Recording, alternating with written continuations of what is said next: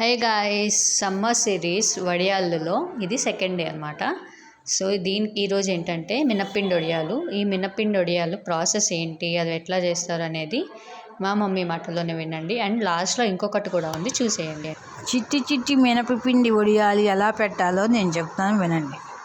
ముందు రోజు రాత్రిపూట మినపప్పు నానబెట్టి పొద్దున్నే గ్రైండ్ చేసి దానిలోకి అల్లం పచ్చిమిరకాయలు వేసి రుబ్బి జీలకర్ర వేసి చిట్టి చిట్టిగా వడియాలు పెట్టి ఎండబెట్టుకోవాలి.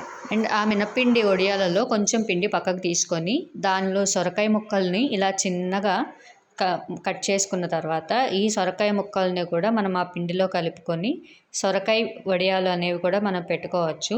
మేము ఎప్పుడు ట్రై చేయలేదు, బట్ ఈసారి మా నాన్నమ్మ ఎందుకో ట్రై చేద్దాం అని ఒకసారి పెడదామని అన్నారు. చూసారుగా అవి కూడా ఎంత బాగున్నాయో.